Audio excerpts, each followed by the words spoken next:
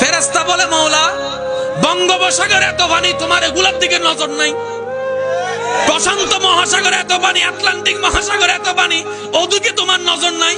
ওদিকে একটা ফেনীর ভিতরে, গ্রাম একটার ভিতরে যাই নামাজে বৈশা একটা মানুষ কান্না করে, এক ফোঁটা পানি পড়ে কলের থেকে, পানি ওয়াসার পানির মতো। তুমি ওদিকে তাকায় আছো, ব্যাপার কি? রব বলে যে যা, ওর পানি চোখ থেকে পড়ার আগে একটা সবুজ বাটিলো এ পানি সবগুলো সংরক্ষণ কর, পানিগুলাকে নষ্ট হতে দিস না। সুবহানাল্লাহ। এবার ফেরেশতা সেই পানিগুলাকে সংরক্ষণ করে রবের দরবারে জিজ্ঞেস করে, ইয়া রব্বুল আলামিন, এই চোখের পানিগুলা কোথায় নিয়ে যাব? রব্বে করিম বলে, জান্নাতের মধ্যে নিয়ে রেখে যাও, জান্নাতের মধ্যে গিয়ে রেখে দাও, জান্নাতের মধ্যে গিয়ে রেখে যাও। যেদিন আপনি জান্নাতে যাবেন সেদিন আপনার চোখের পানিটা আপনাকে ফেরত দেওয়া হবে। আপনি অবাক হয়ে বলবেন, আমি বন্ধুর জন্য কান্না করেছি, কারো কোনো মনে নাই। বান্ধবীর জন্য কান্না করেছি, সেটা কখনো স্মরণ রাখা হয় নাই। আমি এত গণজন করেছি কান্না, কেউ তো আমার স্মরণ রাখে নাই। মওলা তোমার জন্য জীবনে এক দুই